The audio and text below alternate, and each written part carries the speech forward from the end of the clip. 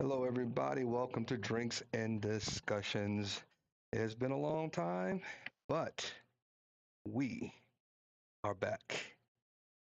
Welcome to another live episode of Drinks and Discussions. And as always, I'm your host alongside Mr. the one and only Paul. Hello, everybody. Welcome to Hey, thank you very Discussions. much. Say the name of your channel again. I get tongue tied when I don't It's have it the right in front of me. discussion salon. The Discussion Salon. Yeah, salon.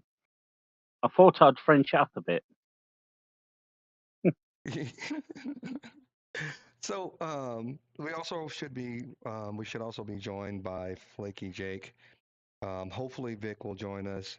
And if you're out there and you are on Discord and you would like to participate in this live, please let me know. I'm gonna drop the link to our Discord in the chat. Um, and go from there. And we'll see. Let me see. Hold on, I'm answering somebody else. All right, let me put the Discord in there. So if anybody wants to join, if I know who you are, of course, we'll accept you, and then we'll be able to come in and participate in the chat. So invite people. So, do you think Flaky's gone to Vegas to go in the casino? Possibly. Didn't she have Yeah. a sister or somebody there? Yeah, she's got a sister there. Yeah. Yeah. Yeah. Anyway, I'm also gonna go ahead and give my customary cheers to everyone out there, as I normally do. I'm actually going to be drinking tonight a bottle of bourbon again. I'm going to take it easy, but this is a bottle of 1792. It's a really nice little bottle. It's really smooth, aged 12 years, um, out of the Barton Distillery in Kentucky. So it is a true bourbon out of Kentucky. That's all I'm going to say about that, sir. Anywho, cheers to everyone. She's Solange. You know, it's funny. I think it was Jeff X yesterday. Jeff X yesterday in your chat, he said I should go and get my own channel. So I took his advice and did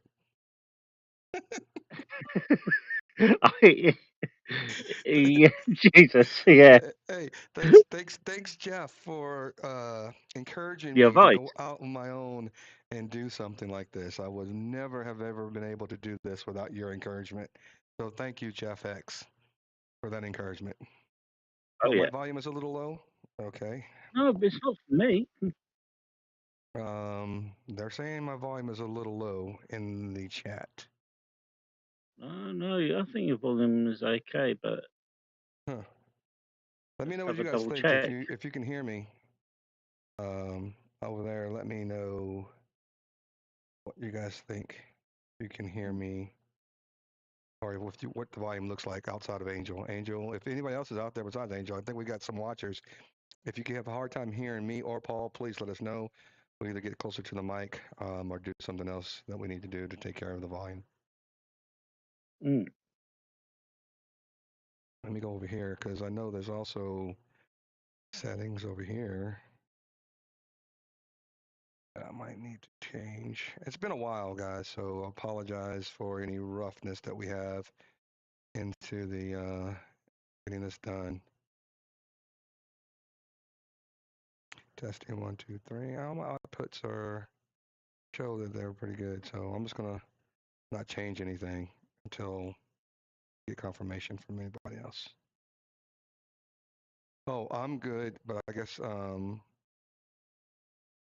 is it Paul Angel? I'm confused now. Paul, is it Paul or me that's having an issue? I don't know. Can you hear me properly? Yeah, I can hear you because I have my headphones on, so I'm good on Yeah. what you have here. I have no problem. I'm just Uh, looking at that Kentucky bourbon. Man, it's really smooth. And, and I don't know if I finished my conversation with you earlier, but I'm actually really going to take it slow. I'm kind of getting over something. I think it was a combination of a cold not really flu, but also strep throat. So, Which say that again. which one have you got? It was a both. Well, the doctor said it might have been too early for me to test for the flu, so, but she said that I Okay. had strep. But I also feel like I had some other flu-like symptoms kind of bothering me with You body got aches and yeah. all that kind of stuff. And so I've been kind of, and then I've been coughing a lot. So I'm trying to take it a little easy. But when we have these, I got to have my bourbon going. Well, that's what I usually do when I get a cold. If I have enough money, Hmm. nice bottle of whiskey. Oh yeah, yeah, Then I yeah. probably then I end up drinking the whiskey. Then I That's what end up waking up in really strange position. my dad used to always make a hot toddy with whiskey, Yes, peppermint, and lemon. And man, if I could have some of that right about now, I think that would just make me feel so much better. we do it differently. We usually do it with lemon, some cloves, and honey and hot water. Lemon, cloves, and honey. Oh, maybe honey was in it too, but no whiskey or anything? Yeah, of course, whiskey too. Oh, okay, yeah, yeah, okay. Whiskey. You gotta have Yeah. the whiskey. Any brown spirit. Hmm. So you can do it with brandy, do it with Rum, a dark, brandy, yeah, yeah, yeah. yeah, you, and you can do it with whiskey. My dad cracked up my mum one day because she used her good whiskey. He used his good whiskey to Hmm. do the hot toddy with. Yes, It yes. was a single malt, and he says you don't do a single malt with toddy. Man, it brings back old memories when I hear that hot toddy. Yeah, Man, I'm just having a look. Which 92 have you got? which what? 1792? 92. It's Yeah. the 12 year. Okay. Do they have another one over above the 12 year? Oh, they got about six more. Oh, okay. You can also get different. You also get limited editions. Ooh, okay. So what is this 12 year? Is it like the middle of the pack? Yeah, 12 years. Their standard. The one Oh, is the okay. one that's award winning. Oh, It's yeah. done really well. What is it like a It's won the $50 bottle, something like that? yeah. It's won the World Whiskey of the Year in 2020. Oh, really? Yeah. So, okay. No wonder it's so popular. I mean, it's a really smooth, no bite at all. Well, that's a good whiskey. Mm-hmm. Hmm. I would buy the See, I'd be a little bit greedy on the strength. I'd buy the full proof. Mm. And The, how the, f- much would that cost? yeah, I don't know. How much is that one? Okay, so hold on. Maybe I have to Google this now.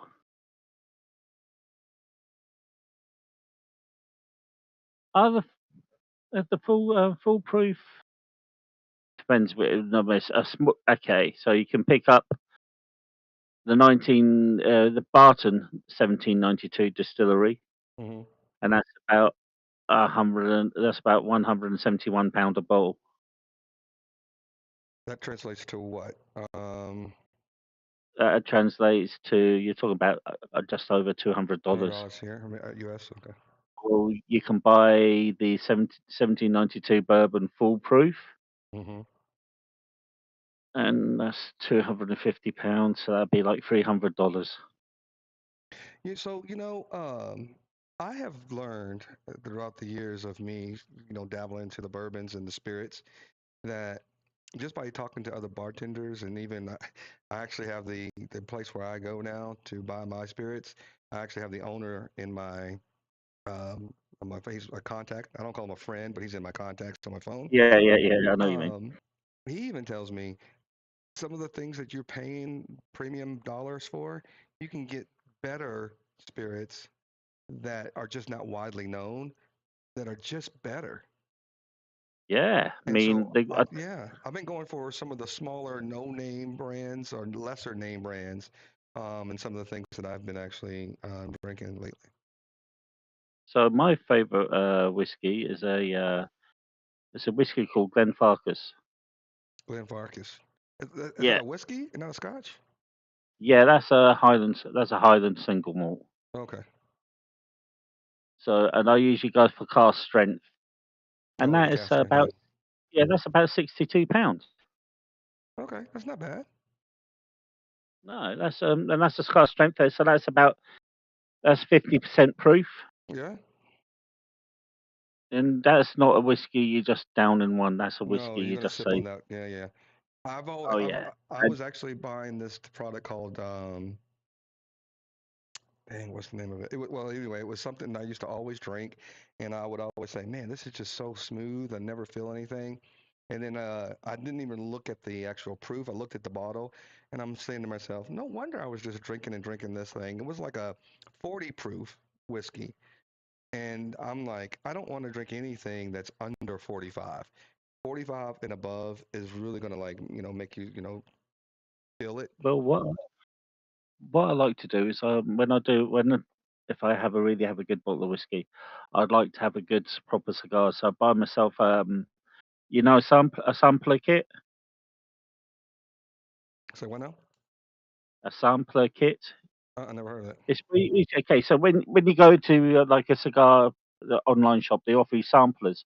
So they give you a little bit. So they give you like smaller cigars. So it'd be like a half Cuban and different places, Hmm. and you can generally pick them up for £50 or £60 for about between 4 and 7 cigars, and some of them are pretty good. So I'd like to sit down there, Oh and what I yeah. do is when I cut the cigar, I dip a bit into the whiskey. Oh yeah, yeah, yeah. Yeah, no, I've done that occasionally, but sometimes, um, and my friend does it all the time when he has this really good scotch. Sometimes I just like the flavor of the cigar. I don't care about the scotch or anything Mm. involved in it. I just like the taste of my cigar. You know, I love my cigars, Chief. Oh yes. I Well, like love my cigars. that's what I say. I do like a cigar myself. Yeah. I remember the first time I brought a cigar, and it was millennium. It was the Millennium, and I thought spent about £15 on it, and I Mhm. bought the thing, and I'm smoking it, and I'm turning green. Oh, look at that! Exactly, exactly. Did you inhale And it I the was, first time? yeah, and I was Yeah. turning green. My dad was laughing at me. My mum was Hmm. laughing at me. She's going, "Oh, Paul, put out the cigar." And I said, "Listen, I spent 15 quid on this. I'm gonna smoke it. If it even makes me sick, I'm still gonna smoke it." It was they just ended up funny because I did turn all different types of yellow and green and shit like Mhm. that. You know, My recollection of Millennium was not good. you know what's funny because I used to always think that the smaller, so the little Swisher Sweet cigars, I thought those were real cigars at one point. And then I would Mhm. have like these other, it's just like anything else. The older you get or the more you do something, your palate or your senses and taste changes and you adapt to the other things. And then if you ever try to go back down, it's always like, what was I thinking?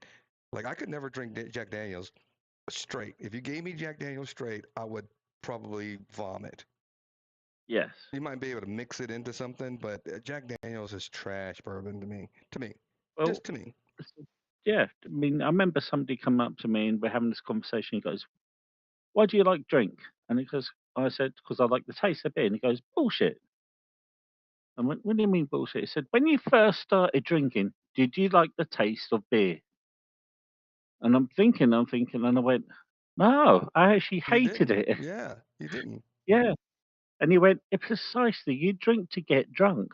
But when you get older, your taste buds change into something else and you get used to the taste of beer. Then you find Hmm. that there's something you like.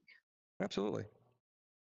And I'm with. Well, I kind of get because my grandfather used to drink like the Schlitz malt liquor beverages and all that kind of stuff, and so the beer was totally different. And I actually believe back then the beer was a little bit more flavorful but there is something about on a hot day, even if you're golfing, mowing the lawn, that beer hits you just differently than a soda or water will do. It just I is. I don't know what it is. It's just different. definitely. I mean, over here we've had we go have our real ales, which is Oh yeah. used to be really popular until like the 70s. Then lagers taken over the generic lagers, but now real ales are coming back with small microbreweries. Hmm. But the flavour of the ale, when you just have that first pint, and it's like, oh yeah. Then you have one more, then you think, oh, this is brilliant. Yes. Then you realise that you're halfway across Britain and on the wrong train, and you just wanted to only go 5 miles away. Now you're 30 miles out You're your lost. destination. Yeah, Uh, that's like me saying that tonight I'm gonna take it easy, and I probably will have like 3 of these and slur on my speech later on. By the way, just letting everybody know that Liz is in the chat. Liz, I don't know why you're not joining us, but we are um, you can join us in Discord anytime you want. But also thank you for keeping the chat in order as well. So if you want to do that as well, feel free. Um, and we also were saying that I think I said Central Standard Time in my message to you, so I don't think it was me that was this time confused on the chat or the time zones. I think it was you, young lady. yeah. Like you wasn't confused yesterday, Yes. You but I know, did say 2 a.m. London time. and to Angel saying too. I know somebody were saying that you're um, I think it was Liz who said her taste buds dulled over with the age. But I'm with Angel and with you. I think my palate matures the older I get. Some of the things that I used to think was really, really tasty, I like to cook with better things. I cook with better ingredients, different ingredients. I like to taste flavors more so than I did when I was younger too. So I think it's all about the individual, but I'm under the impression that your taste buds mature. Oh, they do. They definitely do. I mean, Hmm. when you're younger, when you don't really give a monkeys about food, you just want to chomp down on the Big Mac and chips or Big Mac and fries, and you just don't Yeah, really care. yeah, yeah. And now, when you're older, you go, need something else. Right. So like talking about maturity and your taste. Let me jump into one of the topics I wanted to discuss tonight. Um, and that is, would you and people in the chat date someone, and especially in this time and age that we're in, would you date or even think about marrying someone who has a OnlyFans or equivalent, or maybe even Uh, was a stripper or worked in the adult industry, sex industry? Could you see okay, yourself? Could you see yourself dating or in a monogamous relationship with someone well, in that? I mean, it depends what they're doing on OnlyFans, because OnlyFans is videos as well. Hmm. So if they're doing things on videos with other people, then there'd be a hell no. If they're showing a little bit of titillation, that's a Hmm. good word, it'd be different. Okay. I'd look at How it so? differently. Well, you don't want you see your girlfriend getting pounded by another person and another woman. But if you just see them just showing a little bit of cleavage and a bit of lingerie or a bit, sexiness, a bit different. Hmm. Well, I think the reason I said about the maturity and your taste changing, I think my Mm. answer would have been different before when I was younger than it would be now. And being a married individual, I think that I would say I cannot see myself now being okay with that because even in my younger days, relationships I never really took seriously until I matured a little bit. And most guys will probably tell you this. And then when it came down to like settling down and thinking that I was in a monogamous relationship, there were trust issues, not because of them, it was because of me and how I was, in my past, how I um, played around. And having that mindset, I'm not sure that I could ever have been with someone in that industry and having that trust factor. I think trust is very, very big, and you have to have trust. What did Angel say? Paul, OnlyFans, undercover freaks. I think they're not undercover, Angel. I think they're overcover. I think they're kind of letting everybody know that they're freaks. That's why they're on it. Well, yeah, I There's no think everywhere undercover there going was. on. Yeah, the cover's gone. Yeah, yeah. It could be worse. Could be Would worse. you date somebody using only feet? Oh, I didn't even know that was such a thing, Paul. Thank you for scarring me for life.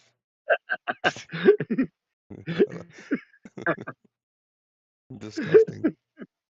But hey, I know that there are perversions out there. I get it. Um, and listen, Angel was like, I haven't either, but not even curious because his Puerto Rican wife would cut it off.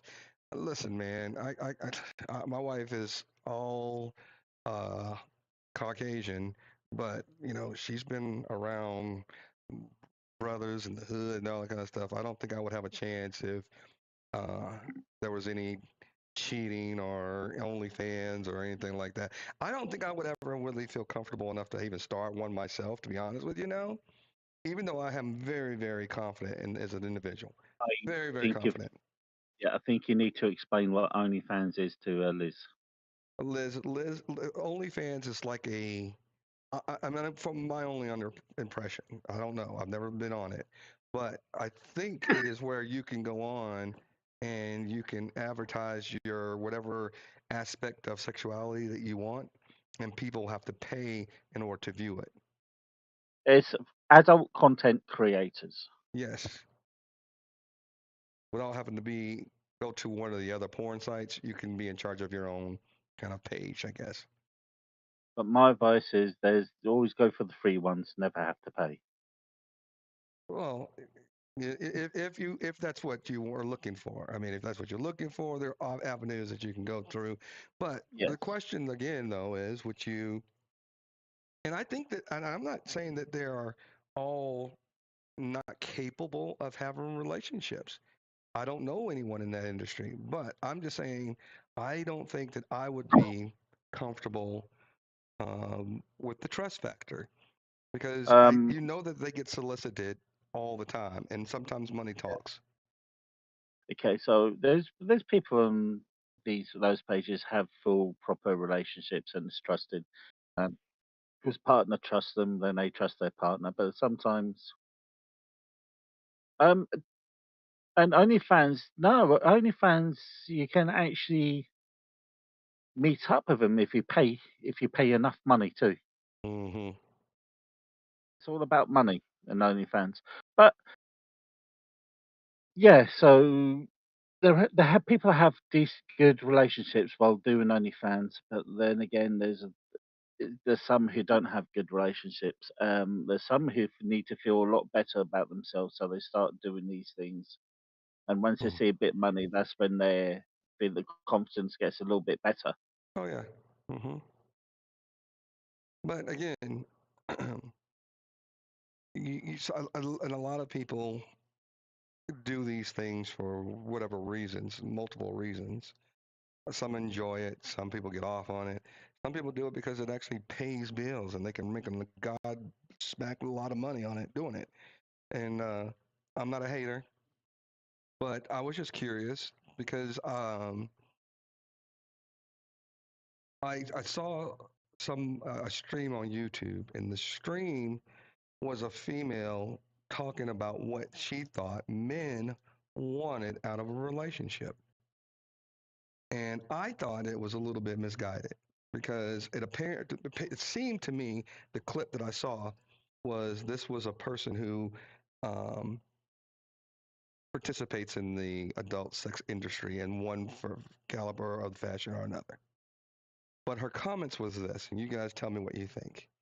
She believes that today men want a woman that is basically subservient, classy, and well put together in the, but how does she put it? I don't want to misspeak, but it was something to the effect to where it was like they want a man wants a soft, kind of out of the way, low speaking, beautiful woman at home, and that's it. And and then also just taking care of them in the bedroom. And I was kind of like, What year are we in? I mean, is she thinking that we're going back to 1920s? I mean, don't you think I men would have a little bit more respect from women to think that they can have a voice or be a part of decisions and have a career and still find that sexy? some men who don't, I'm afraid. And she's probably speaking from experience because she's probably been on those pages. Well, I mean, she said she was. I mean, that's what I took. I took that maybe she was a participant in those pages. Mm. Which I mean, again, I don't know who she was personally, but I was just listening to the commentary about what she was saying. And I just didn't know if that was what men are looking for today, because we are in this thing where even Jeff X was kind of talking about it, even though I didn't hear what he was saying. But the Senior Sal clip when he was talking about how he thought that I was, I think he called me a drama or dummy or something, whatever he was saying. And then he said they're going to talk about masculinity. And I don't know if that is part of the argument of masculinity. Is masculine men today um, supposed to want a very soft spoken, beautiful, keep quiet woman around the house, and that's it? I'm not too sure Jeff is the arbiter of masculinity. Mind you, our masculinity is a concept. Okay. People think masculinity is being all hard and sullen and keeping things in yourself, and that's how we used to do it years ago. You know, if you Yeah. got problems, don't Yeah. talk about them. Just shove a bottle of whiskey down your throat or 12 cans of beer and go out work 24 like 20 hours a day and come back and blah blah blah, or go off and fight a war. That's masculinity. Well, look at the damage it done on that generation. You know, Again, I'm with. masculine. Go ahead. Yeah, masculinity is a concept because you could be still be a good, you could still be a masculine male and still have like say, hey, no need to talk to people like that. Hmm. Treat them with kindness. That's not be then that's you know So, what I mean. so do you think masculinity is more of an antiquated notion? It's not antiquated. It's not antiquated. It's a concept. People have got their own versions of masculinity. So fluid. You think it's a fluid concept? Yeah, Depending on who but you we ask, is what you're going to get a different answer, maybe. yes, because you're still going to get those people who are still going to think in the Second World War they didn't talk about their problems yet. But how many people committed suicide for PTSD?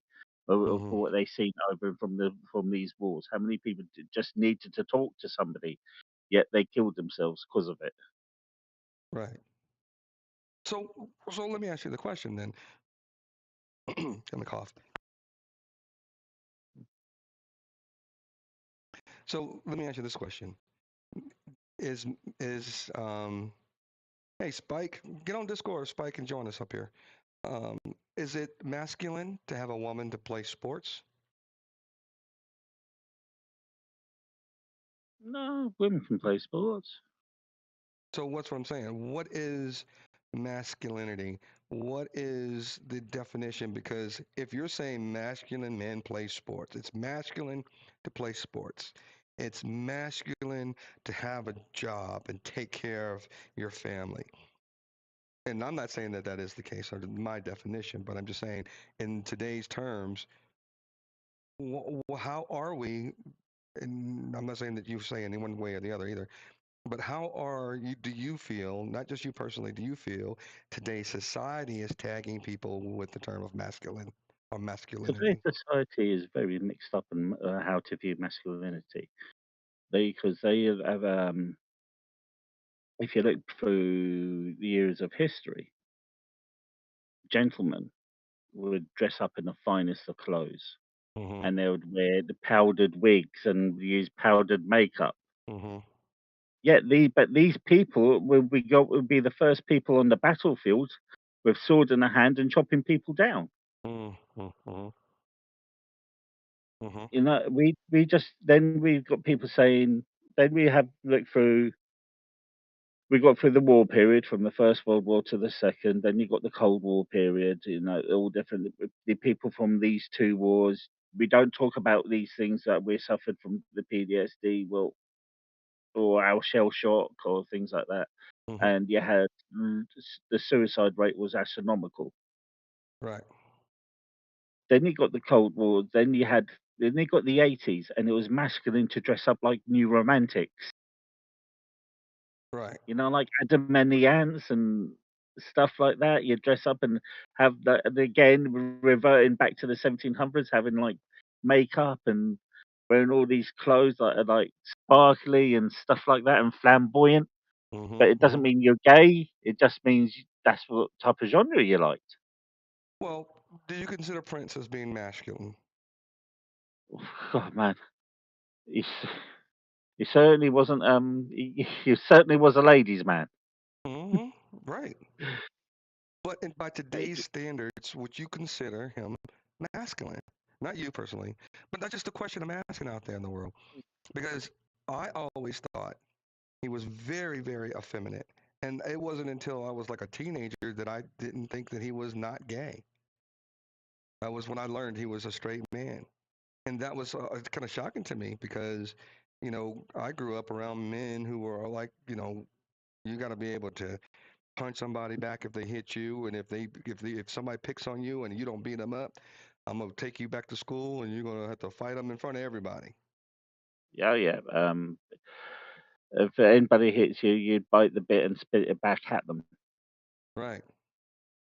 So, Um, but then I know there's people who are incredibly attractive, like Ronda Rossi, and then there's another person, I can't remember her name, but she does all these trick shots. She plays football, basketball, she's on baseball, really, really good looking. And I don't find that anything that she does is masculine. that's because she's a woman. Well, that's what I'm saying, though. If you say that people who play men have to play sports in order to be masculine, and there's an idiot on Fox News who says if you drink out of a straw, you are not masculine, and he's the most effeminate newscaster I know, to be honest with you. But if you are attributing these things toward masculinity in men and saying this is what you are, if you are a masculine man, this is what you do. How can that be if women can do it? Right? Isn't that a good question? Yeah, no, no, no. That is a good question. Maybe impossible me for answer because I'm a bloke. It'd be mainly to get a female perspective on this. I mean, just to answer this, We because definitely need. wherever we say, we could be totally wrong. Well, that's another question to you, to the general public out there who are watching. Who determines masculinity? Is it men to determine who's masculine, who's not, or is it women who define masculinity? Or I is it I society? personally, and by the way, let me just say this. I know that this is a topic that a lot of people are talking about, not just Jeff X, and it's been talked about in the news about who's masculine and who's not. I don't really know how to even answer that question about masculinity. I'm just laughing at what I Mr. could Bean tell said. you, I can tell you personally that I feel that I am a masculine man, but I cry sometimes at movies. I wear pink shirts. I love to kiss my son on the cheek, on the mouth, and give him great hugs and kiss him at night. I don't mind holding my wife's hand in public. Um, I don't mind doing things and going to the store and getting her feminine needs. I think all of that is still masculine to me. Hey, Mr. B, what's up, man? He said, removing his straw. Yeah, that's what I was laughing at. uh, Like he's doing his Braveheart impression. Um, I don't I know. don't think there's. Again, I don't know. I'm gonna turn my mic or get my mic more closer Yeah, to my mouth. I yeah, I think it's different generations. You see, because when I was born, my dad took flowers to my mum.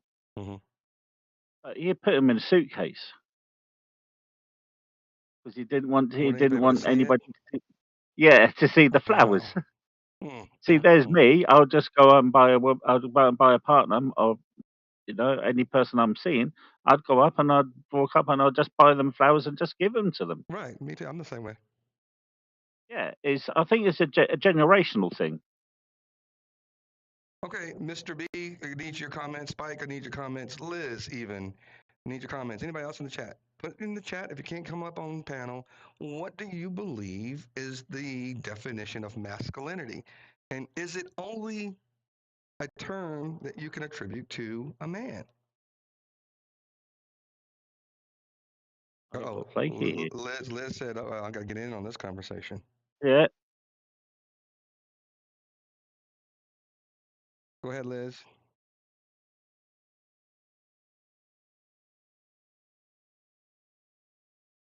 waiting. It's like waiting for Christmas, isn't We it? can't hear you, Liz, if we're talking. We got you now. We got you. That sounded really, really wrong. Yeah, it's like just be careful what you say. We got you. Yeah, Can hear me? Yeah, we got you. you got to. Yeah, I can hear you. So you threw me for a total loop because I'm used to somebody saying, Somebody's what? So I don't know. okay, wait a minute. You've thrown me for a loop with the way I know, but I think I've got it open twice. Liz, we can hear you fine. Don't change anything. Yeah, but I'm hearing myself as an echo. Well, mute the whatever tab you have, Facebook open. Just mute that tab. You ain't got to close it, but just mute that tab. Mm. If I can find it.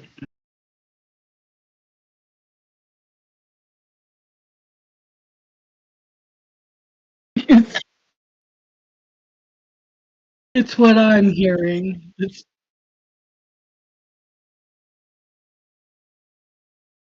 all right. You sound fine to us, by the way. So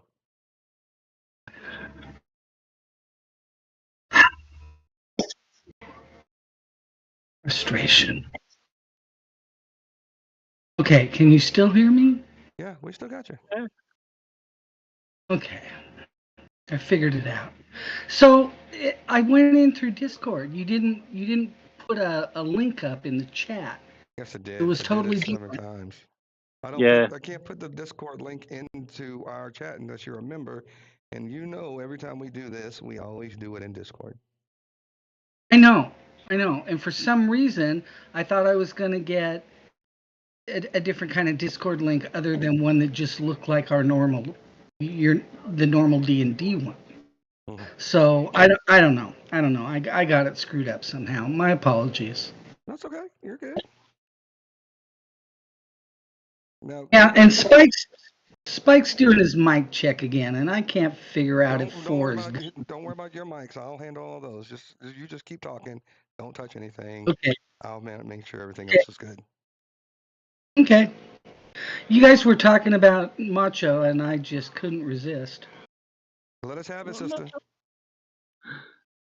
Well, you got to remember, I'm old school, right? I'm a boomer, so most of the women my age like macho men.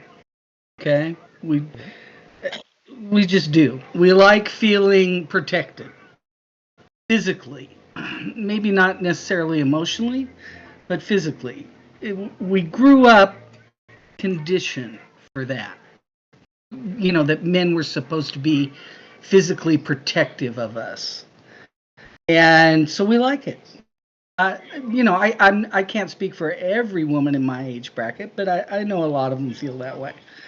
Um, the younger women, I couldn't begin to tell you how they feel about it. True. Have no idea. And the cameraman is here. It's a long time, and that's no scene since I've seen that guy. Um, but tell me again. Start with if you were describing masculinity. How would you describe or attribute masculinity to a man? My opinion of masculinity? Yeah. Um, okay, maybe I can explain it best by semi describing my ex husband to you. Um, he's 6'8", and his weight fluctuates between 250 and 300 pounds. Mhm. When he was 5 years old, he did one of those kindergarten handprints in clay. I don't know if they still do those. But they were used to be really popular.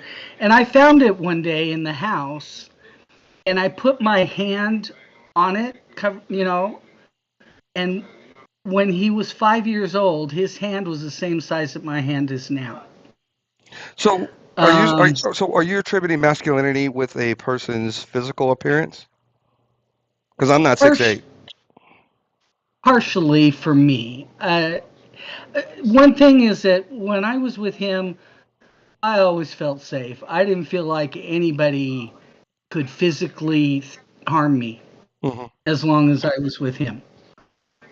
Okay. Okay. And and it's a safe feeling. I liked it. So if you were No, walking around with another woman who was an MMA fighter and you felt safe, is that a sign of masculinity? I don't know what women MMA fighters look like. It's Are a they fighter, really Liz. muscular? It's a fighter, regardless if you know what MMA is. If they're a fighter and they could protect you, is that a sign of masculinity?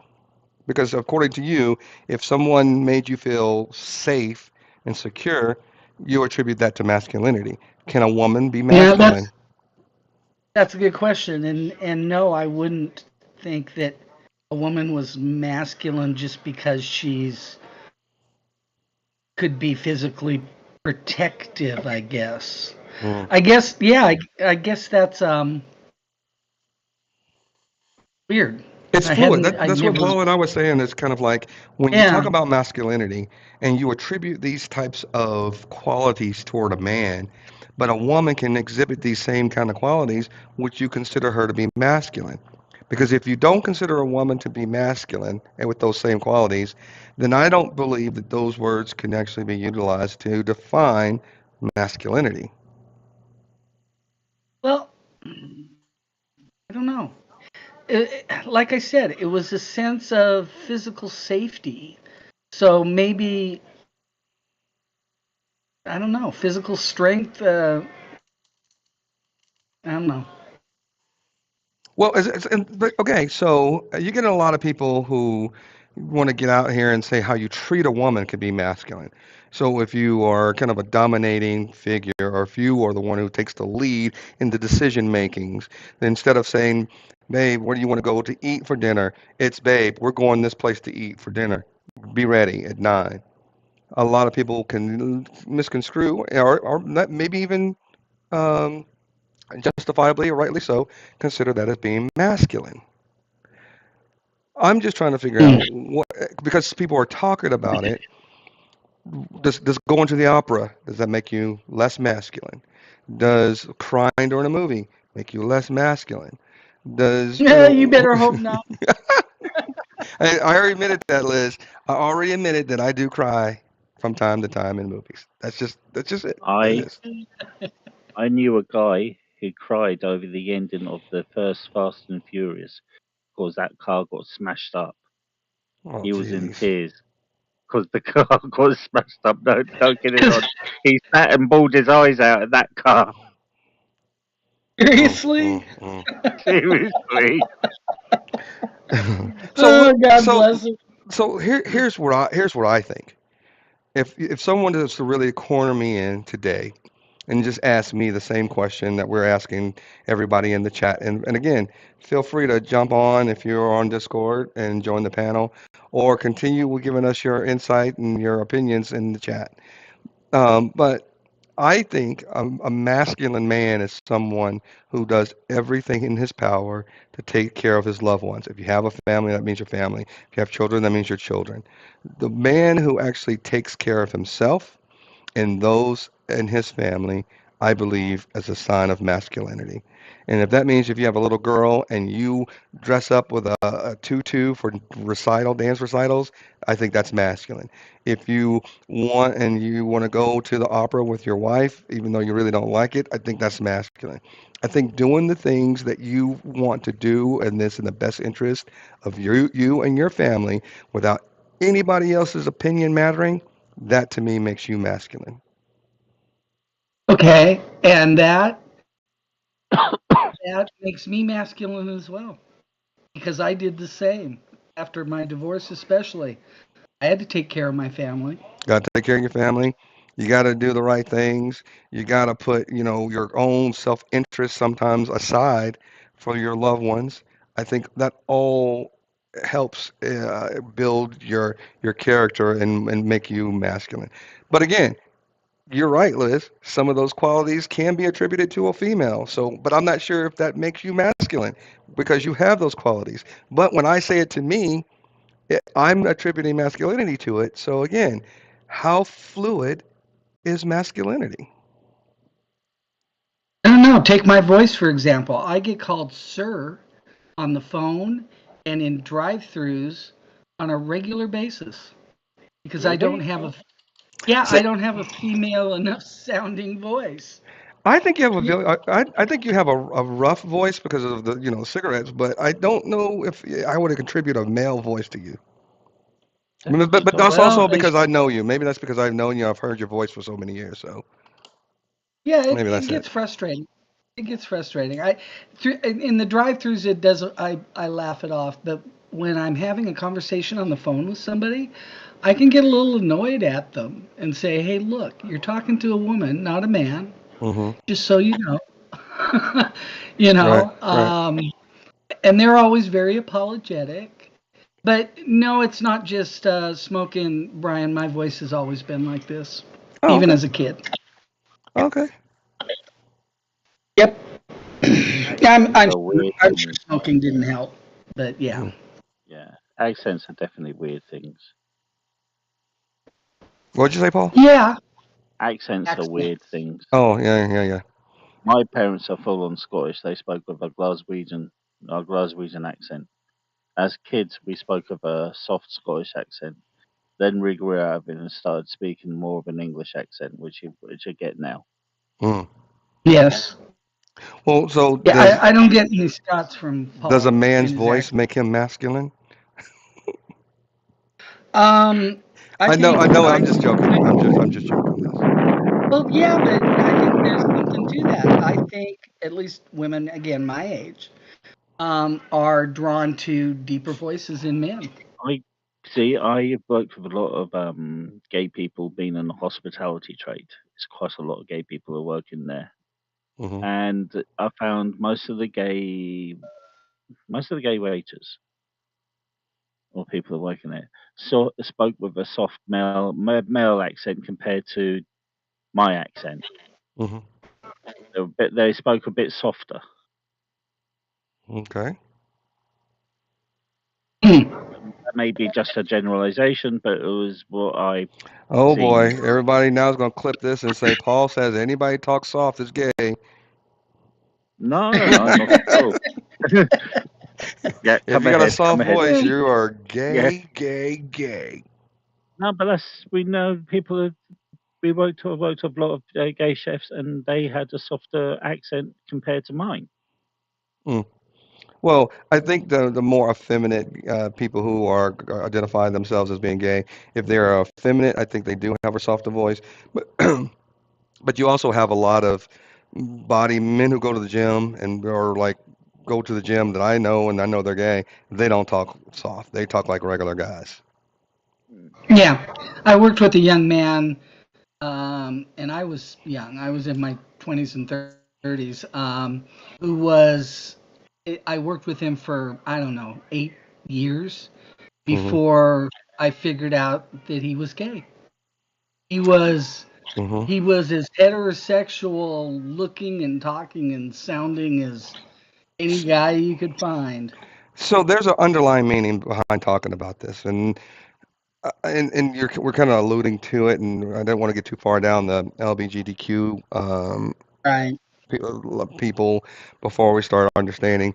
This is why I believe that you have to start interacting with people as individuals, taking the opportunity to formulate a relationship or an opinion based upon your own personal interactions rather than being perceive to have an already formulated opinion because of what you Yep. think masculinity is, what you think homosexuality is, what you think autism is, what you think Yes. obesity is, what you think anything is, a Republican, a Democrat. Stop with all of these types and these preconceived, and it's called unconscious biasness. When you Oh already yeah. have an unconscious bias about someone you've never met, just because of those biasnesses that you've had, because of someone either told you or some other interaction with someone else, you're doing yourself a disservice and possibly a disservice to someone who you may end up meeting and becoming really, really good friends with. Or what's modeled to you as a child as well. Right. My dad, he's gone now, and I love him to pieces, and he was a wonderful father. But he was born up here where I live, and as a child, he moved to Arkansas. And he spent his really younger years in Arkansas. And then Mm-hmm. he moved back up here and spent the rest of his life up here. Now, I said all that because I did not find out until just not a number of short years before he passed away that his time in Arkansas and the fact that his father was born and raised there, my grandfather, Mm-hmm. made him prejudiced. Mm-hmm. And that can happen. I well, but the thing was, Brian, is that he never, the whole time I was growing up, he never indicated any racial prejudice of any kind, ever. Mm-hmm. And then he got older and he started speaking his mind a little more. Mm-hmm. And the first time he let loose with saying something negative about a black coworker of his, Mm-hmm. my mouth dropped open and I went, "Holy crap." Mm-hmm. It blew me away. Well, and sometimes, even in today's society, I mean, a lot of my friends always talked about this. It is very dangerous to put a lot of ignorant or even racist people in a room together, because you don't get one good person who's not racist and put them in a room full of racists and or idiots, and they walk out of that room and they're all smart. The person that went in there and the one smart person, the one who wasn't racist, normally was going to absorb some of the characteristics that that room provided, and he is going to more than likely come out of there being just like the ones that were in that group. Well, all I can say is I'm extremely grateful that if I don't know if it was deliberate or not, but my dad never passed that down to his children. And I'm grateful for that. Well, and a lot of that has to do with you. I don't necessarily think that it has to be an ideology that is, you know, always perpetuated or pushed down the line consistently or even um, always visibly. Sometimes it's the small things. It's the walk across the street. Remember, you were telling me about the cousin that you were walking down the street with, and she crossed the side of the Hey, road. It's always you it's remember that. I remember. Listen, it's me. I remember everything. There's a lot of little Young love small that way. traits, little small things that people do that if you don't have a very astute mind, those things could be missed. It's the comments that people will make that if you don't know what it is and if you've never heard it in a racist manner, then you don't pick up on it. But those things and conspiracy theories, racism, all things that revolve around hate, those things that can easily be absorbed because it is easier to trick someone than it is to convince them that they were tricked. And let me absorb that. I'll say it Sorry, again. go. It is easier for me to trick everybody on this panel than it would be for me to convince you You were all tricked. Okay, I got that. Yeah. I'm not I'm going to take gonna. credit for that. I forget who said it. It might have been Albert Einstein said that, I believe. Mr. B, fact check me. Who said that quote? I think it's attributed to Albert Einstein, but someone's got to fact check me on that. Yeah, I'm gonna say goodnight. It's what time is it over here now? I think Well, it is yeah, going on for 3 o'clock. So I'm Oh, gonna okay. say Okay. goodnight. All right, Paul. Thanks for joining. Yeah, I appreciate you're you, brother. welcome. Oh no, it was good, mate. It was good. Interesting. Absolutely. I'm glad you like take, it. You, you, you, you, take you're, care, you're, Paul. you're getting off before we get into the really hot topic of politics, so I see what you're doing. Oh Yeah, no. the politics thing in America. I will say the only thing about American politics, you're in the middle of a shit sandwich. Yep. Yes, we are, sir. You've got I no good agree. you've got no good politicians out there. You haven't got the I likes of agree. Obama or the Clintons or even the Bushes. The Bushes were brilliant politicians. Mm-hmm. All right, they've caused 2 wars, but they were brilliant politicians. You had the Reagans again. Reagan was another brilliant politician, but now you haven't got that anymore. I think the You're alone. McCains, I do believe, I'd like um, Liz Cheney. I think that she is a really, if she was running for president, I promise I'll tell you, and I'm gonna get more into this when we get into our, if Liz Cheney was running for president, I'd vote for her. And she's a Republican. So let me just start with And that, but I don't want to get too tantalizing into our you've got political conversation, but that's all I'm gonna say for right now. you've got one guy who revels in power. Yeah. He revels in it, and you've got one person who just people don't seem to go for her. They're not. Well, I'm Yeah. seeing a different story on that, but again, that's a little bit different because if you're not watching the rallies and the early voting numbers and all that kind of stuff, I see there's a definite swing since Biden dropped out and she has taken over. But it took a while for her to kind of get that momentum still kind of constantly going. But again, Paul, don't get into it because we'll be here all night with you and you got to go to Oh bed. yeah, So go ahead, go to that's bed. very true. Will do, mate. You take care and I'll speak Uh, to you soon, geez. all right, Chief. Have a good night. Right. See you later, Get Liz. some sleep. Take Yeah, care. that's what I'm doing. All right, take care. Good night. Thanks. All right, bye. Night. Um, I, I, so I want to put a fine uh, period, I guess, at the end of the last topic before we go any further. But I also want to invite anyone, if you want the Discord channel and you want to join, I'm going to say this, and I've said this, and Liz is my witness. Out of the years that we've had our Discord channel, we have not had one single ounce of drama in our Discord. True. Not one. True. Because when we are in there, we're talking about food. We're talking about what movie we want to watch all together, which we can watch movies in our Discord with everyone. We're talking about family stuff. We're talking about, current topics and all that kind of stuff. And we have a respect for everybody's views. We don't sit there and say, because you think like us, you can come join us. But even if you don't think like us, you can still come join us. And we're not out Yeah. hating, we're not out here talking about people that you can clip and take it back and say, oh, look what Drinks and Discussions said. If you feel like you want to do that because we're having a conversation, but we're not that malicious. We're not that malicious that where you can go in here and come in. We invite you and think that you're going to spy on us to send stuff back to anyone. So again, if you want to join, I'll put the Discord back into the chat, and it takes about 5 minutes so I can verify who you are, and then we'll get you on panel. I don't use StreamYards. I don't use StreamYard for people to come and porn bomb and all that nonsense. And again, I want to give a mad shout out to Jeff X for encouraging me to start my own channel. Thank you again. I appreciate that, Jeff.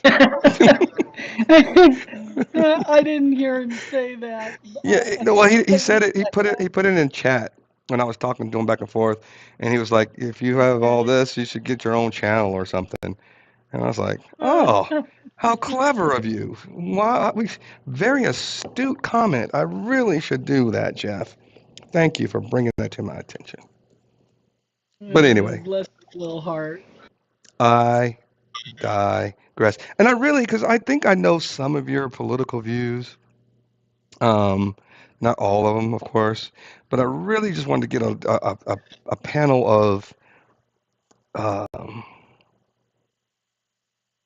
differences of opinions. I really want to get people who are all over the different or the spectrum of independent, Republican, Democrat, and even MAGA, because these kind of conversations sometimes, if you don't have the proper forum, can go all over the place.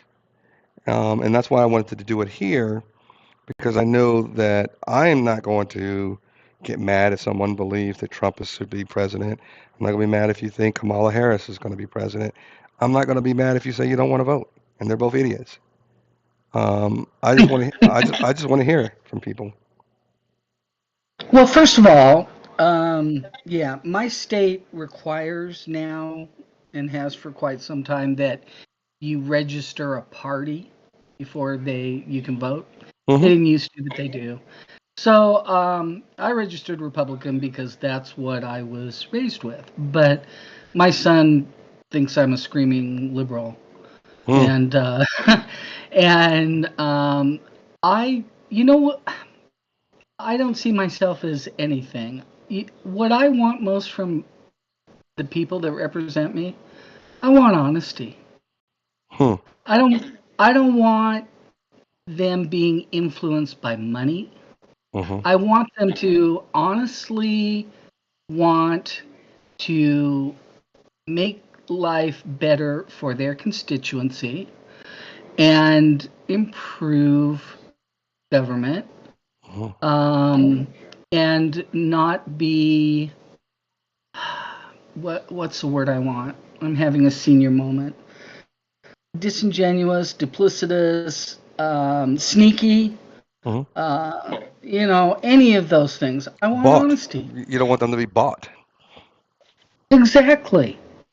Hmm. All the lobbying, you notice that when it comes to the federal, especially, Hmm. all of the people in office are mostly affluent, if not outright rich. Hmm. Why? And that even goes back to the founding fathers days, okay? Hmm.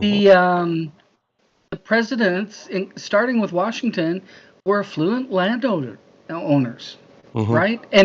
But I think back then that also spoke to education because they tended to be more educated than the common people because they had more doors open to them because of money.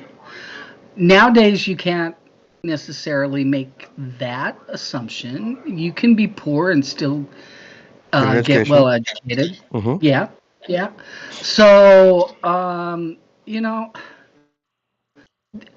I don't trust any of them anymore. Well, let me ask you a question, and I know you're speaking in generalities. Yes, If you talk about things that are important to you, and what you have said, the one thing that's important to you is honesty. And yes. you've got Donald Trump and you've got Kamala Harris. Which one of these two, to you, is more honest than the other? And if so, and tell Oh, me why. yeah, slam dunk. I have to preface it by saying though that I know very little about Kamala. I Okay. haven't taken the time to find out much about her. I don't know where she stands on issues, and all that. Okay. Um, Trump is a lot more vocal, at least through social media, so I have a better handle on his stuff. But hands down, I trust Trump far, far less. Yeah. Of the two of them,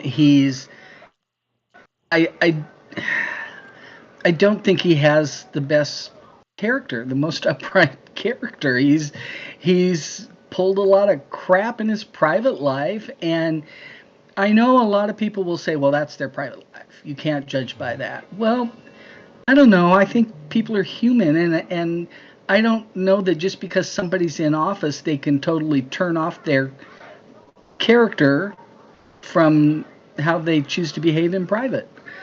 I don't know. Maybe they can. I can't. I am what I am, regardless of the circumstances surrounding me or who I'm talking to.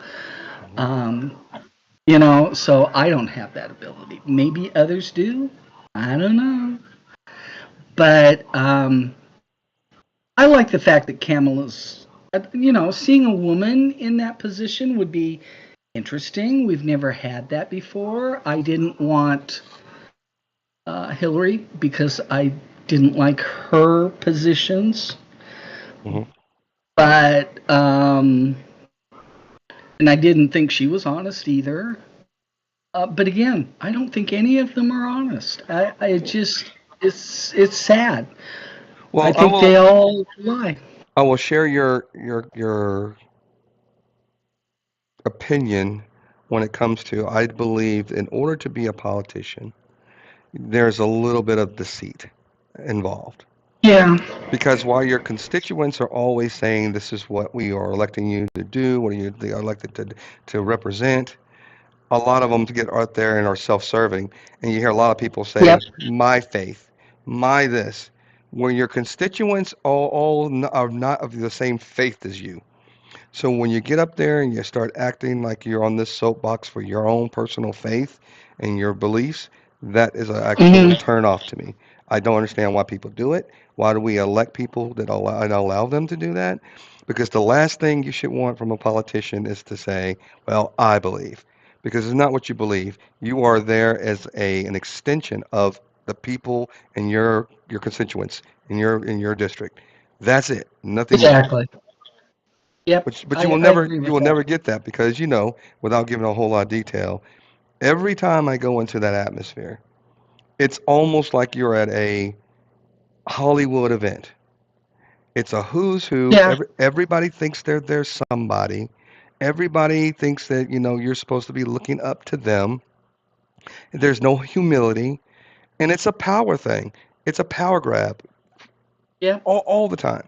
And so Yep. it's those individuals that are so, and we're seeing this a lot more and more, that are so hungry for the power that they've lost focus on doing the work of the people, that has starting to manifest itself to where it's becoming to get more and more, it's getting uglier and uglier in American politics. It is. It's always in my lifetime. It's always been a somewhat of a dirty business and a cutthroat. Even when I was a kid, the politicians would campaign by smearing each other. Their campaigns were always nobody ran a clean campaign all the way up to the presidents. Well, see, But I don't think I recall, and again, I might be a novice, but I think I've been around politics. I know when there have been times where people were, talking about people's voting record, their policies, and what that policy is going to do for the working class or for the people in poor districts and how bad that is. But I don't think we've mhm, ever been in a time in politics where we've seen this level of personal, just ugliness and personal attacks since Trump became involved in politics. I don't know. I can remember even as a kid seeing some nasty stuff, um, especially at the presidential level.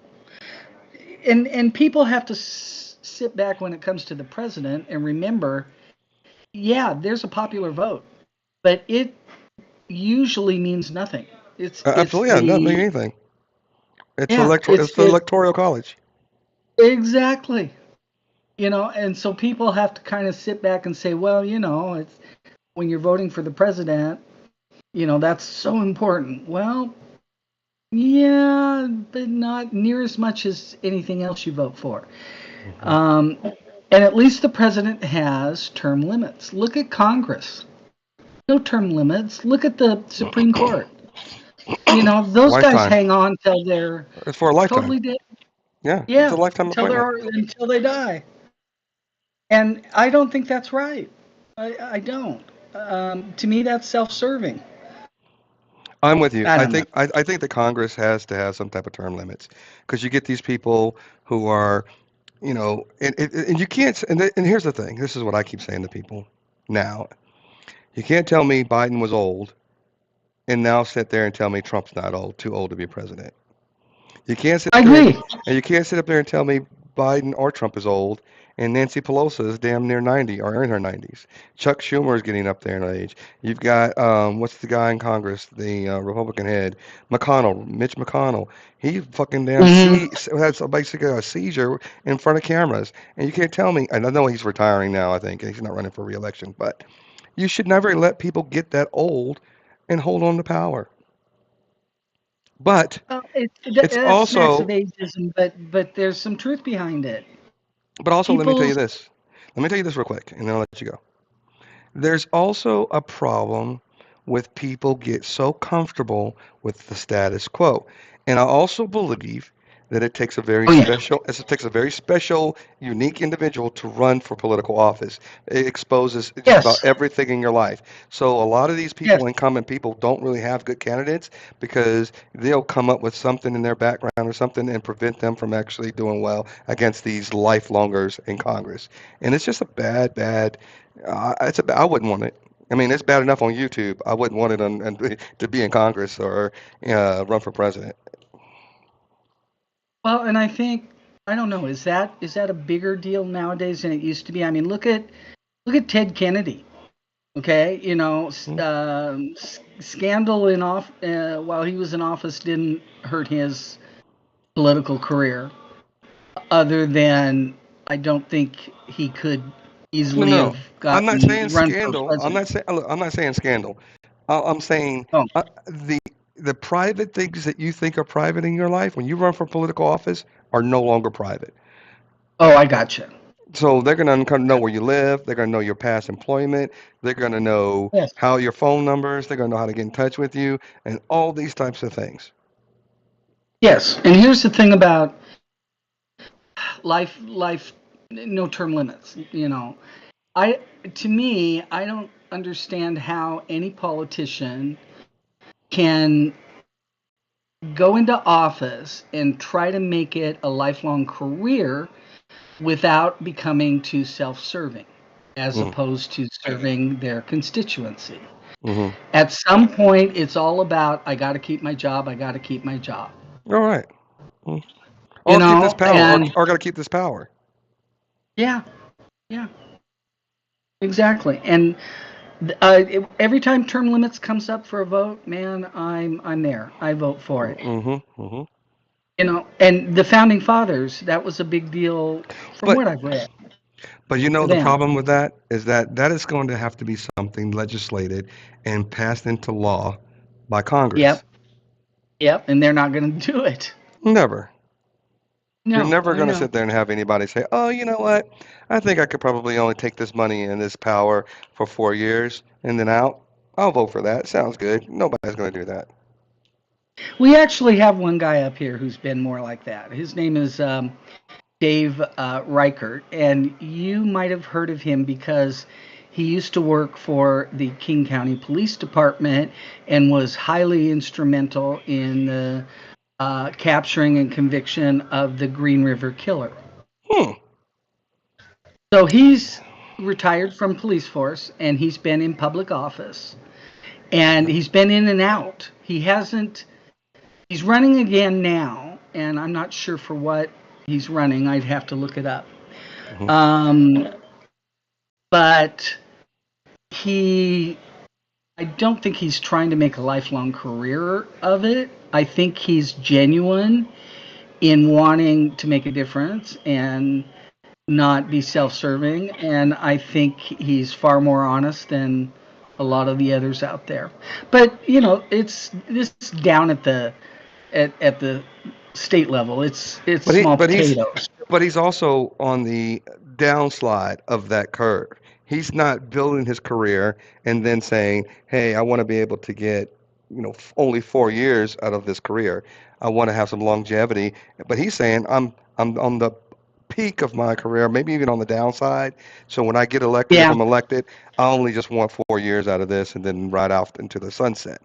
So that's a little Yeah. bit differently than a young, up and coming, political motivated whippersnapper who's Yes. like, I'm running for Congress, I'm running for the state senate, and then I want to start going and getting elected to the federal and the federal level, all those types of things. I just don't never think that that's ever going to happen. And it's almost like telling people once Donald Trump is out of office, or even let's just put it this way. I will say this. Donald Trump has already made his mind up that he is going to concede if he loses that Kamala Harris should not be elected into office because of Joe Biden should still have been the one he was running against. He's already going to say No, this. has he said that? He's already planting the seed for that. So if he loses, that's what's going to happen. But here's what I'm going to say. That's nasty. After Donald Trump, if he loses, I think there are going to be a lot of people that are going to forget their behavior as part of the MAGA movement because I do not consider MAGA as being Republican. MAGA is a totally far, far, far right, really, really far right movement that is not consistent with Republican values. They may have some Republican values, but they are not consistent with the morality clause and the fiscal Mm. responsibilities of being a Republican.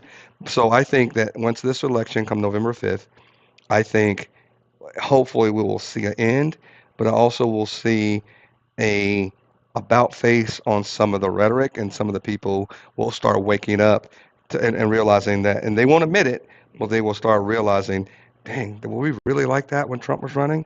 Were we really like that blinded by the things that he was saying and doing? I think there's going to be an eye-opening event after this November. Yeah, but Brian, who do you think's going to win? Well, I believe, and this is just me, and this is not because anybody told me anything. I'm not talking about polls or anything that I'm watching on TV, but from just my own personal knowledge of how things happen, I Uh-huh. think a lot of Democrats vote early. A lot of Democrats vote early. A lot of Trump voters Okay. believe that your vote should only take place on November 5th. So I believe Mm. that if the early voting is any indication of what has transpired last year, and remember, mail-in voting, early voting is the reason why Joe Biden was elected. Because Donald Trump says that it was, he didn't believe in mail-in voting and all this other stuff. He casted doubt on all those things in 2020. But Okay. I do believe that the indication of um, early voting will probably lead to a Democratic win. Okay. I'm more skeptical because, and maybe it's my age, because she's a woman. Mm. Um, I I just think that gives Trump an edge because of people's prejudices against women in power. hmm Um, but I could totally be wrong. Well, that was just my feeling. But if you want to look at indicators, now look at the indicators. If you look at the polls are very close. Kamala Harris has actually lessened the lead of uneducated white men.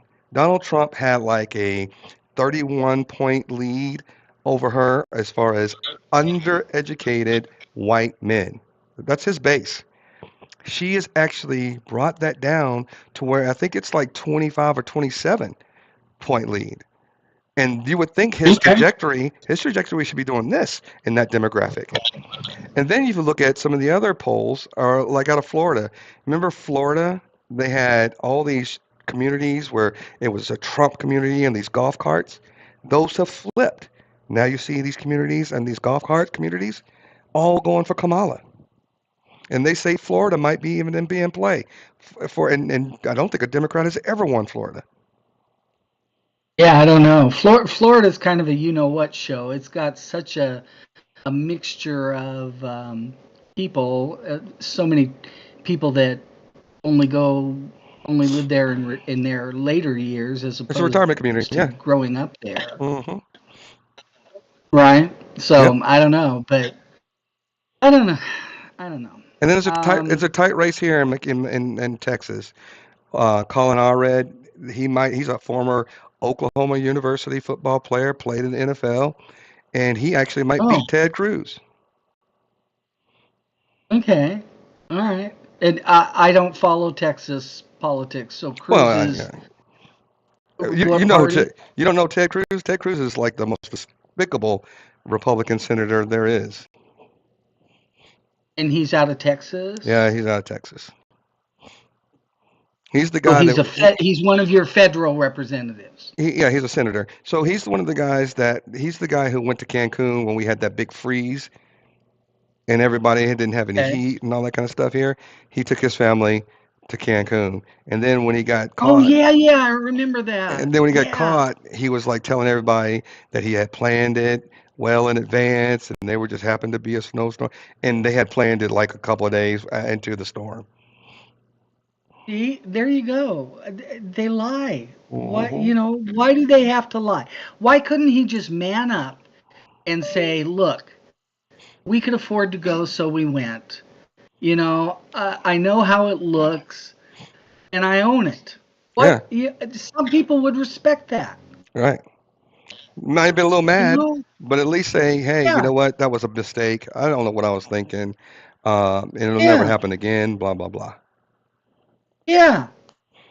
It just that's that's my thing with politicians. It's like stand up and own your crap, and Yeah, none of them do.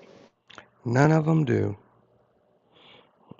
Well, But we're all expected to in order to have good character, right? All of yeah. us. Oh, yeah. Absolutely. If it matters to Right. you. So, But listen, we talk about this all the time in YouTube, and I'm going to switch it a little bit off from politics to YouTube. When we talk about okay. character, we talk about the Mike Sarones, we talk about the Jeff X's. You can only hide who you are for so long. Your true self starts to seep out sooner or later.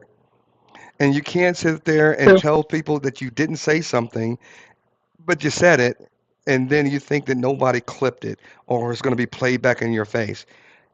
This right. YouTube has a long memory, and there are a lot of people, and if they haven't learned by now, that are going to clip things and play it back in your face because you're going to sit there and and deny you said it, and somebody's going to sit there. But wait a minute, yeah, you did. Yeah. That's why character counts. If you're not out here trying to be malicious, if you're not out here trying to lie, and every time you say something, you don't have to worry about being caught in something. You can own it. You can sit there and go, yeah, well, yeah, I did say I was an FBI guy. I was just playing around, but I know I shouldn't have said it. But I was just joking. Exactly. But don't lie about it and say you never said it. Exactly. Exactly. And everybody makes mistakes. So even if you're a Yeah. person of good moral character, you might screw up and do something, um, not so good. And again, stand up and own it. Well, and here's another problem that I have with YouTube, I think, is that people believe that their opinion is the only opinion that matters. If you're going to have a Yeah. panel and you're going to talk with people who have a different scene of opinions, don't get mad at me, get mad at them if they don't share your opinions. You have to be able to be receptive to people and hear people. It doesn't mean that you have to be persuaded or change your opinion because of someone else, but at least hear them out and don't sit there and chastise them because you believe that your opinions are the only opinion that matters. That's just Well, arrogance beyond belief to me. yeah. And YouTube has actually helped me with that personally. Mm, So I used to watch different channels, mm-hmm, and one of the things you do is you look at who's there. You look at who's in the chat. mm-hmm, You look at who's on the panel. And over time, you look at who's there the most consistently as opposed to others. mm-hmm, You take all of that in. And mm-hmm, I used to sit there and judge people on where they went. mm-hmm. And I don't do that anymore. No, you can't do that. People are going to have differences of taste, especially in the YouTube universe. Exactly. Exactly. But it took me a while, Brian. I actually had to overcome that personally. Well, me It too. I had to realize how judgmental it was Hmm. and say, these people have a right to go anywhere they want. Oh, And it doesn't. Go ahead. we've been together for a long time, so it Yep. took me a while to develop some YouTube thin skin. I was one of the ones that would just be mad at people and try to talk trash back. When the who was the one that we don't necessarily see around anymore? Um, but the Laura Raiders and the who else used to come over to our show? We don't haven't seen it. Nick Volt. No, not him. Dick Insider and Dick Oh, Insider. Dick Poseidon. And they used to like give me a hard time, and then when I started laughing and just taking it easy, they were like, "Well, shit, it's no fun making fun of Brian anymore because he's just kind of like going with the flow." But it was a Yep. lesson you had to learn out here. You can't go out here and you can't be develop this persona that you're just better than everybody. That is going to for sure cause people to come to your channel and make it seem like you are going to be enemy number one, and they're going to try to take you down at every corner. You got to be Uh, moldable. You got to be malleable. You got to bend. You got to be able to move with the wind. You got to be yep. able to take some punches, and then just be able to get back up and stop taking yourself so seriously. Jeff S. Yes, and that's one of that, and Mike Cerrone. No, That's one of Mikey's. I don't know. So no, I don't think Mike Cerrone has that problem. Mike Cerrone is just an idiot. Mike Cerrone thinks that he is pulling the wool over everybody's eyes. Again, I think he is a hobbit. He lives at home with or with his parents. I don't know, but I know he probably doesn't have a job. He uses YouTube in order to fill a void. He has no friends. He can't go out and have a drink with his buddies. He doesn't have anybody to call and go to the movies with. He probably doesn't have family members that believe he's amounted to anything. He's been a failure all his life, and he tries to trick and pull and prove to everybody on YouTube that he's amounted to something. When in his real life, no one's going to be able to believe that story because they know him. That's why you see him trying to I, change his story everywhere he goes. It's this. I used to own this, or I used to do this, or I still work in the civil sector of the federal government. He's never been committed to what he's done. It's always something different, and he's always talking about his past more so than he talks about his current.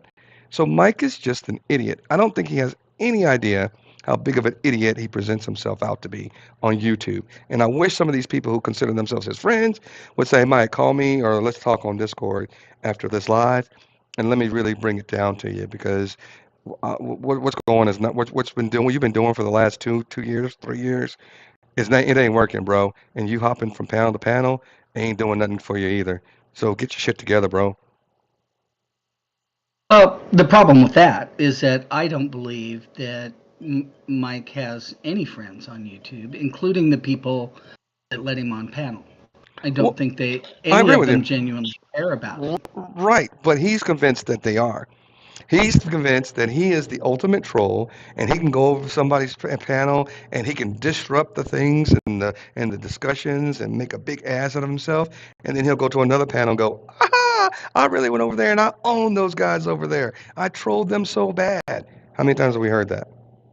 Oh, constantly. You're right. It's an That's old that's trick. that's a big thing. Yeah. He's Yeah. doing the old shtick, and he's just looking for a new audience to pull the wool over their eyes on, and it only lasts for about a few weeks or months. People get tired of that shit all the time. Well, and he can be dangerous too. He's done things like go to channels that are about grieving Oh yeah, women. and saying that he was You a know, counselor. yeah, yeah. I mean, that's just despicable. Well, To that's a low life, 100%. But you have the channel owners have to be a little bit more responsible for having people join their panel. And if they're in some type of a counseling or grieving, anything, they shouldn't let it just random blokes like Mike Cerrone get on panel and present himself to someone without first verifying his credentials of some sort of fashion. That's on oh, that you're channel. 100% right. Yeah. No, you're right. And that's a very good point. Because that channel initially embraced him and believed everything he said. Well, And it was sad. he It got was he got sad he to got see. kicked out of that community over there fast. I don't know if he's. Yeah, I think so. I'm not sure that he got kicked out, but he got outed, Okay. and he quit. He quit going there. I don't know. I don't know. I don't know for sure. And Jeff, again, when Mike started showing up there, people just dumped on Jeff, trying to warn him, and it was too much for him. Mm. He couldn't take it, and he had a point. Let me make up my own mind. Right. He should. Yeah, there's nothing wrong with that, but people were But genuinely concerned because of his neurodivergence. People were concerned that maybe he wouldn't be able to make the best decision, at least where Mike was concerned. well, let me ask you this. I could go both ways on that. Yes, I think that if your channel, you should be able to pick up on whoever you want to put up on your panel. Nobody should ever try Right, to dictate to Jeff, to me, or to anyone who owns the channel on what to do. But I right. also do not believe that there's anything wrong with trying to warn someone of the toxicity that one might bring to your channel if you claim that you are not about that drama in your channel, and someone tries to warn you. I would sit there and say, "Hey, Mike, that's great that you're here. Participate in the chat. Let's see how you do well in the conversation with others before I bring you up on panel." But bringing somebody on panel just because you're lonely and you feel like you need to have somebody to join you every now and then, um, and choosing Mike is probably not the best move for you. But that's another confusing thing, Brian, because Jeff doesn't have a problem getting people up on his panel. He gets lots of Oh, people up so on his panel. so Jeff is just being an asshole and saying, "Hey, nobody's going to tell me what to do. I'm going to bring Mike up here if I want." And guess what? Whoops! Guess who's looking at all these views? Because Mike's here. So one, I'm going to tell you to fuck off, and nobody's going to tell me what to do. And then I'm going to sit there and use Mike for the views, even though I know because I've seen the clips from uh, Senior Saul that he's like, "Mike, we're not here for that today," and kicks him off. I know. I don't think it started out that way. I think it morphed into that for Jeff. I think in the beginning he was just honestly wanting to give somebody a chance to see how they did, and if I was a channel owner, God forbid, um, I would do maybe the same thing in letting somebody up for several panels just to see how they interacted and what No, they you did. wouldn't. And No, you wouldn't, because you know as well as I do. oh, You know as well as I do. We are in the community where somebody says, who's this in the back? Anybody know this person?" And everybody in the chat will go, "Oh yeah, we know this person," or "No, don't let that person on." It's what we've done in the channels that we know. Nobody's bringing anybody that we just don't know up on panel because somebody has either heard of them, and if they haven't heard of them, they're going to go, "Oh, this person's going to porn bomb me, so I got to figure out who this person is." So there's no way in hell, I'm telling you right now, that if you were a channel owner, that you would just blindly let Mike or anybody else on your channel without doing some checks and balances.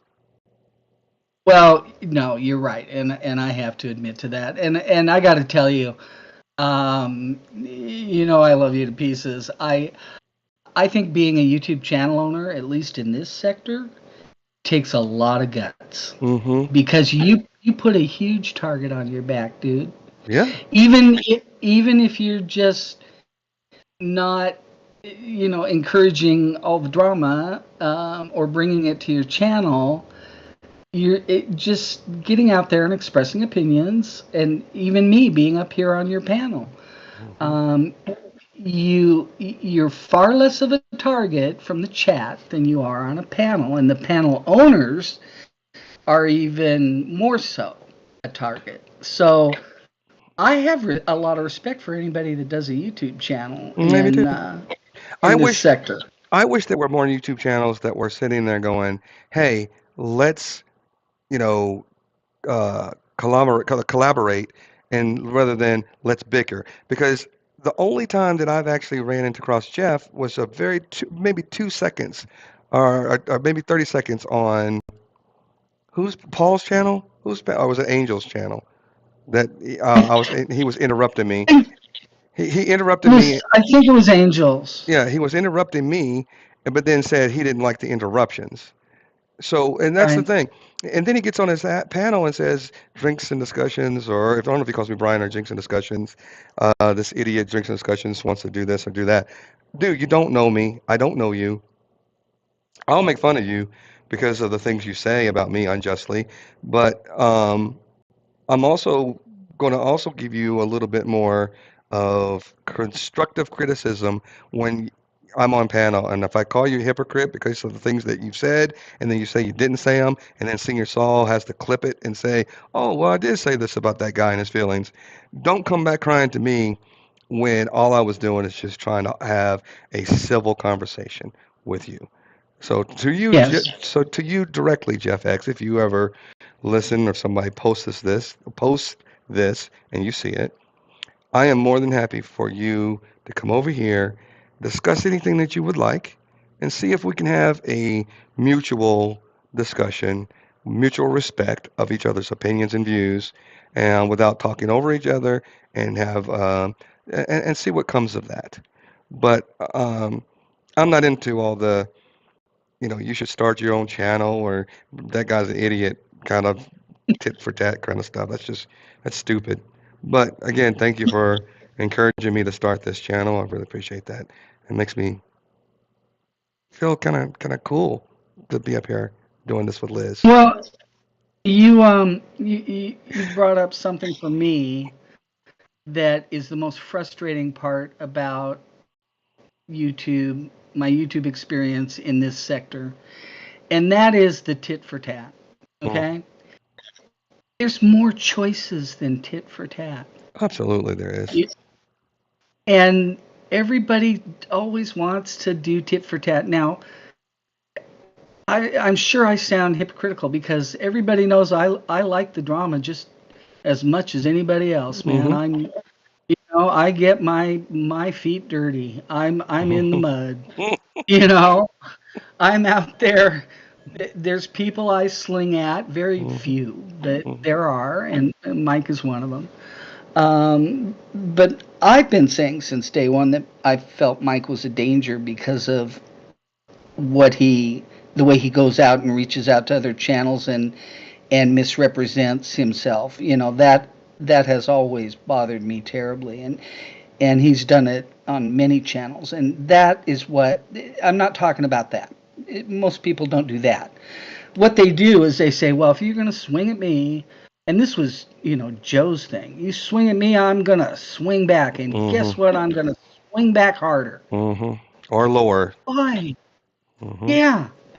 Why not just laugh it off Well, and let people show who they are? that's because people think that views are more important than integrity.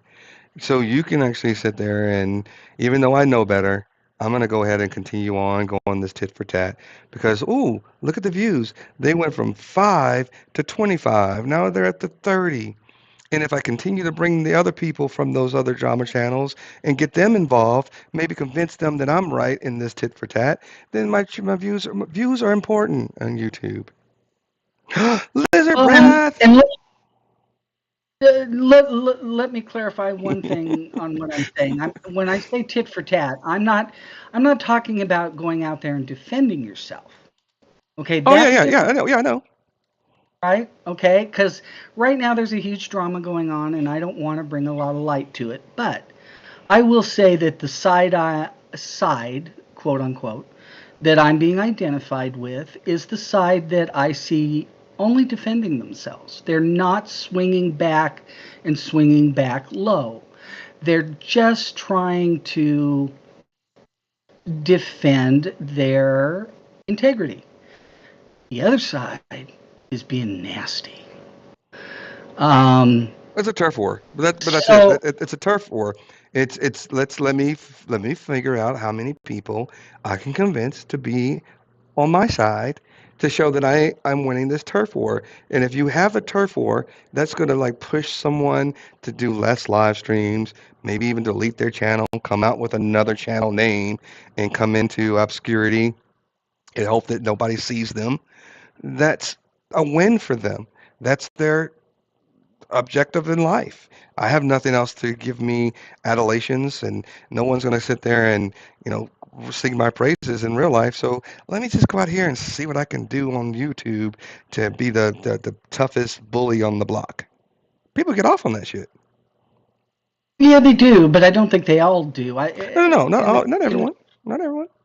yeah, yeah. In the current scenario, this is just my personal opinion. I think the people that are just defending themselves are more concerned with their integrity and their honesty and not being called a liar than they But are I don't get that though. having. I don't get that.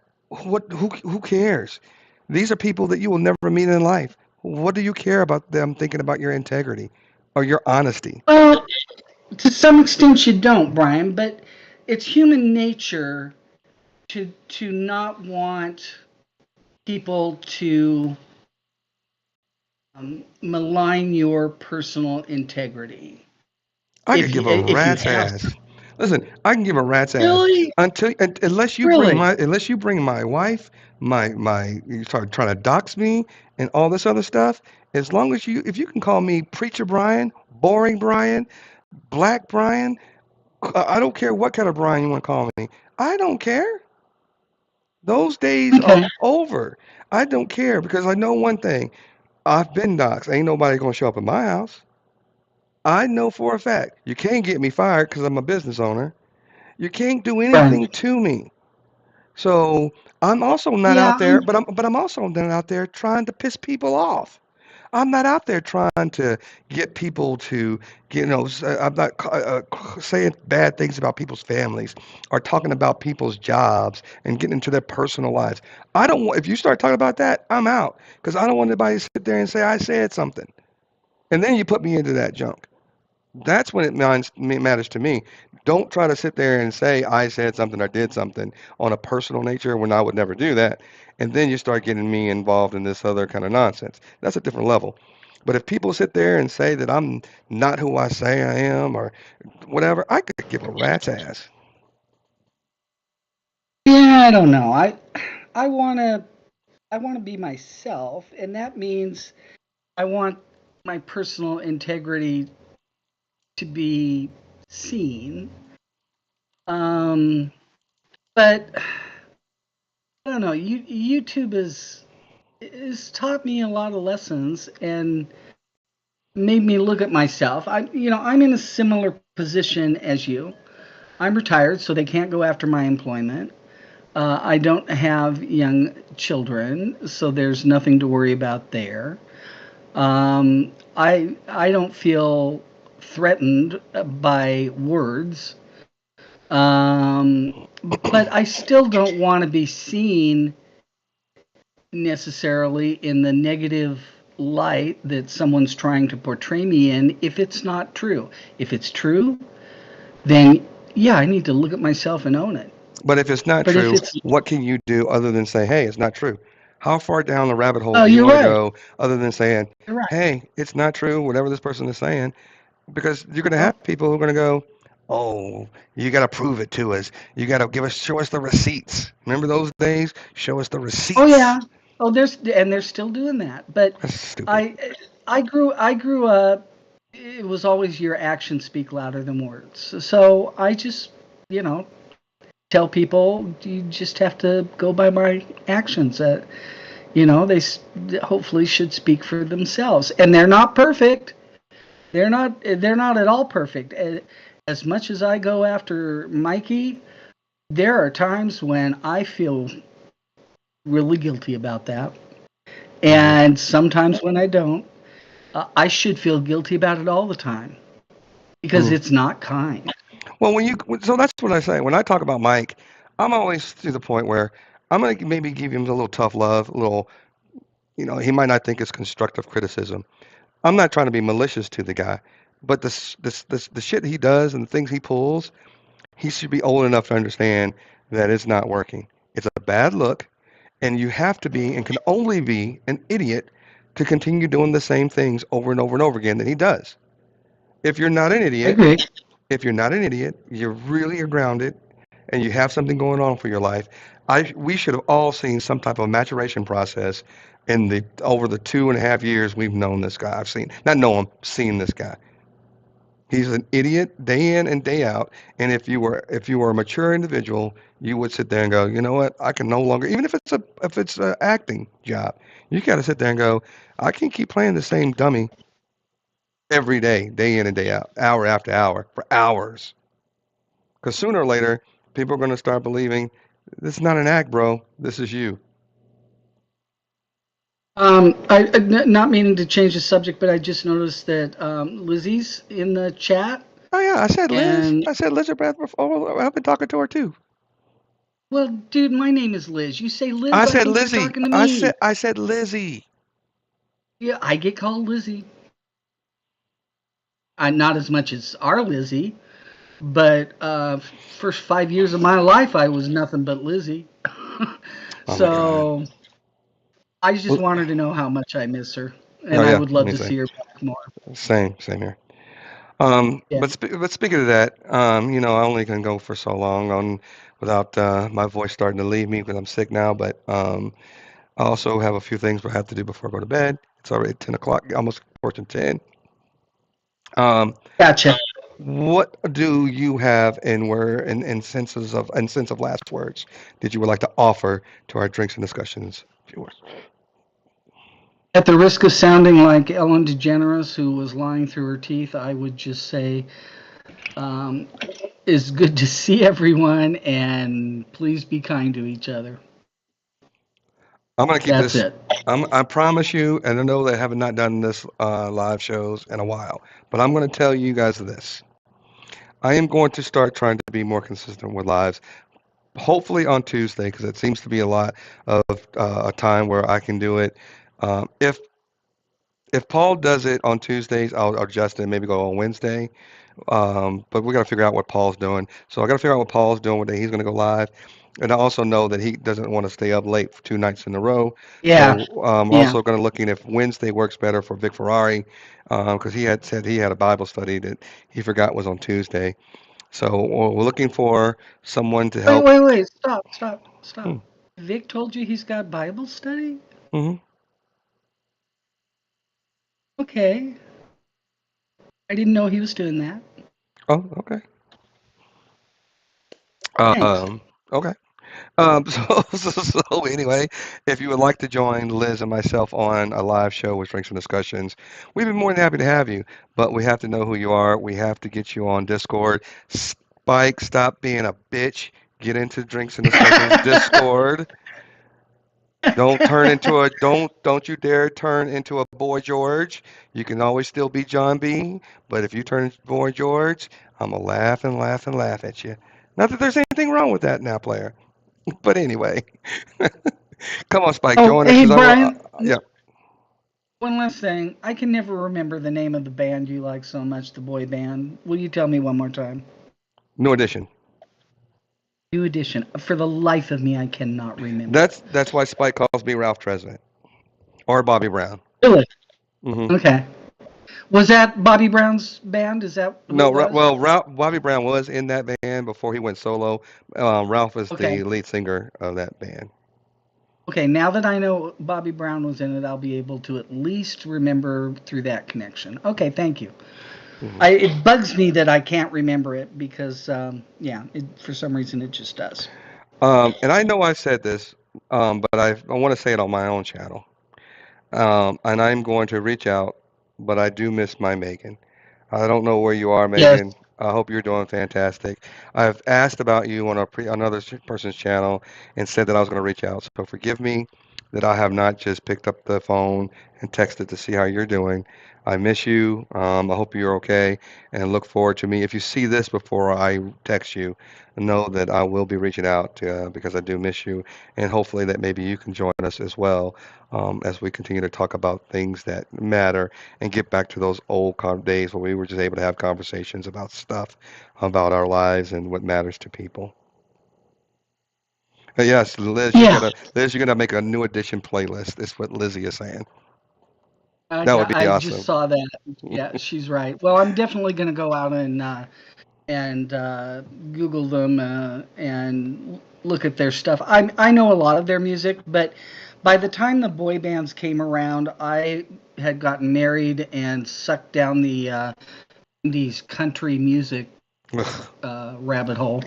For Mm. that, the entire decade I was married, I had to learn to like that.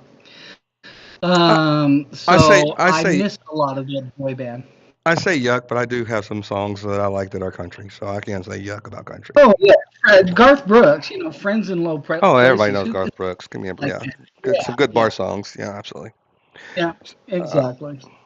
So let me first of all let me say thanks to Liz. Thanks for joining me on the panel. Thanks to Paul for being on panel. Thank you everybody in chat. Thank you for the lovely surprise, Liz, Lizard Breath, Spike, my dude. Thank you, Angel, Mr. B, and the others that were in chat. I appreciate you guys. I know it's been a while, but thank you for coming back and visiting after the long hiatus. And we will probably try to do more of these in the coming future. In this, in the spirit of what we're talking about, and even what Lizzie just said in the chat, I want everybody to know that even as we could get embark on this upcoming election cycle in America, just realize that we have a lot more in common than we do that are different and differences. Embrace Yes. those commonalities, embrace the things that we have in common, focus on those things, lift one another up, stop trying to tear everybody down, even if it's channel to channel on YouTube. If you are a channel creator and you can bring views to someone else, bring views to each other. If you want to be able to have a good conversation with someone and you think you can and someone's telling you can't, give it a shot. Formulate your own opinions about people.